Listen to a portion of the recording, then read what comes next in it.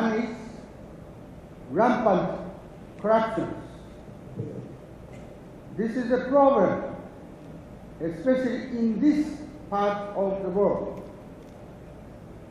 In Asia and also in Africa, perhaps in Latin America, in the US, everywhere, we see a high incidence of corruption.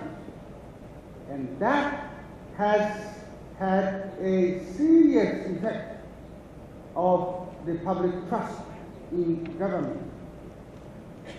And as I already mentioned, because of this lack of the rampant corruption, many good, conscious men of integrities or women of integrities do not oftentimes choose public sector. Instead, they move to other areas.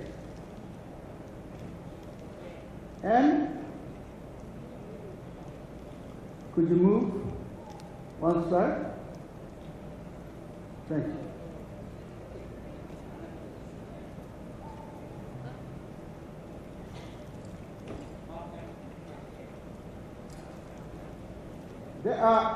So you wonder why there has been a decline of public trust. I just go quickly.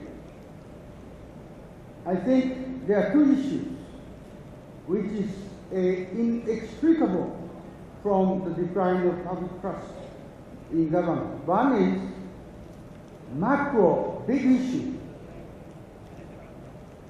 And just give you one example, globalization. Globalized economy. And I can speak of this from my experience. I first went to US. I hate to expose my age. I went to the school. She went. I went to California, the University of California, Berkeley, back in 1962. Many moons ago, when Japan was very poor. Therefore, the Japanese government laid out very stringent control over foreign currencies. I cannot get dollar, US dollars within Japan because dollar was strictly under the government control. The government allowed me to take only two US dollars.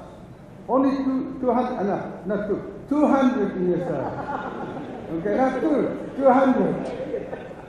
But even 200, dormitory, as soon as I get to Berkeley, I have to pay $110 for the dormitory. So for with $90, I have to live for 6 months. You couldn't. Therefore, what I did, I bought US dollars in the black market. You know, this is a violation of domestic law, but that's you have to do. This is really reflection of government power. Government has a tight control over exchange. Now, no country could control its own country's economies. Economies are getting too big. Therefore, anybody wants to buy a book. I am sure some of you use Amazon. Amazon, you don't have to go to government to get the money. You do a plastic. So Amazon and myself, no government interventions anymore.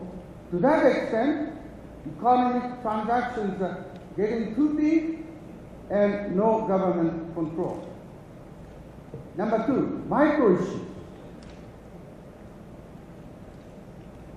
Micro issue means I think there has been a serious decline of service deliveries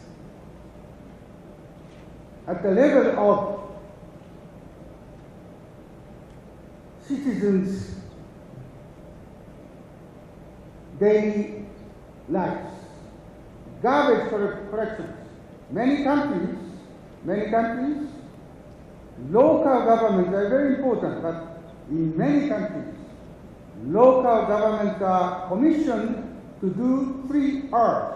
1, collection of garbage, rubbish, collection of road and the maintenance of road, and collection of tax. Therefore, rubbish, road, and rate. Those are the 3 things.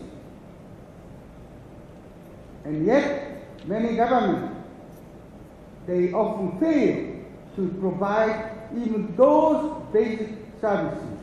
I don't go into any detail. I have many interesting stories to tell you over beer. Finally, I think we have a problem. In addition to macro issues that degenerate the role and function of central government, micro issues which help decline the role and function of local government. In addition to these 2 issues, I think in many countries, we have witnessed the rise of institutionalized poverty. UN has already indicated by year 2015, UN would eliminate poverty. That's, I think, too idealistic. I don't think we can do it by year 2015. So, I have laid out challenges and problems.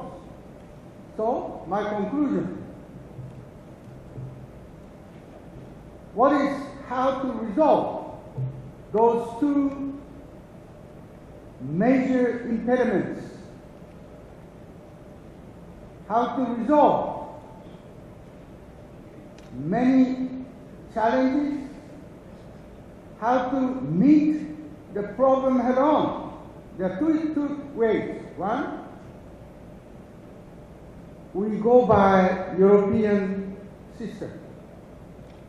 Europeans said, I don't care about central government. I don't care about state government. I don't care about local government. Local government, they're wasting my money. We go by civil society. You go to UK, when you meet specialists in PA, they only preach you civil society, how important civil society is. If you go to Birmingham, civil society has been very important and doing a lot of things. Otherwise, government did. I don't think in Asia, even though civil society is important, I don't think we should not depend on civil society too much. Instead, key expression is bring the government back in. In other words, we have to reform, we have to renovate, we have to consolidate the government we have. Perhaps for this we need reform, for this we need experiment. But one of the best components is to consolidate, to strengthen civil service system. And I have laid out 5 R's. I think each country has to think of recruitment. Recruitment has to be impartial. Unfortunately, in many countries, money works to recruit when it comes to recruitment, this works. It is not good. Impartial exam. 2, retention.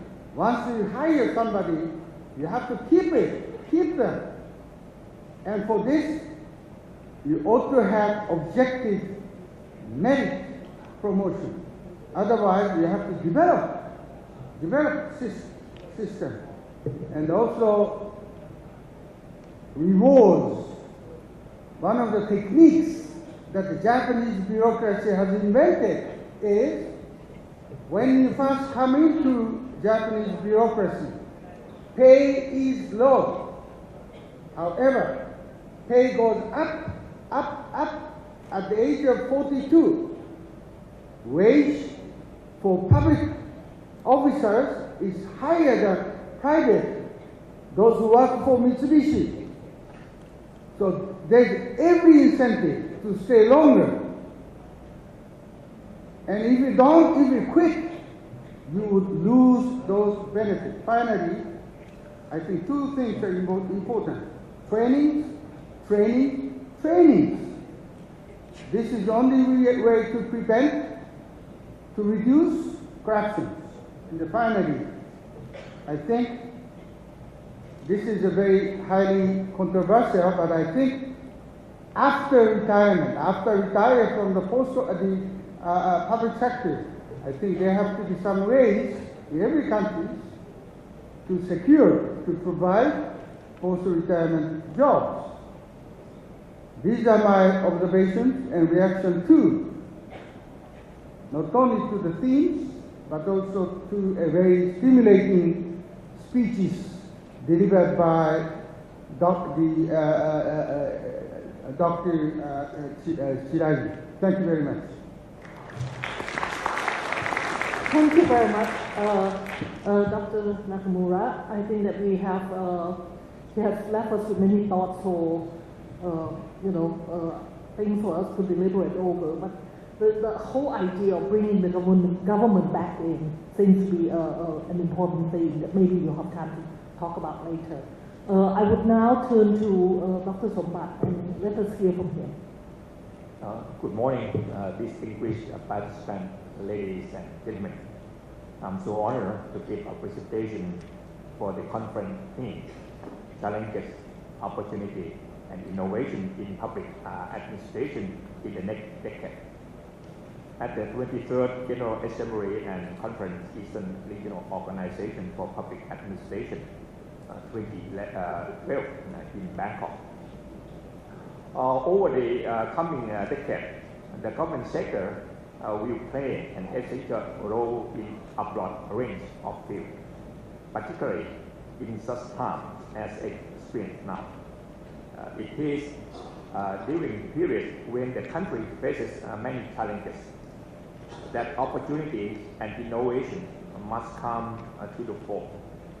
In order to facilitate the country taking advantage of these challenges and turning them into opportunities, we must enhance the efficiency and effectiveness of public administration.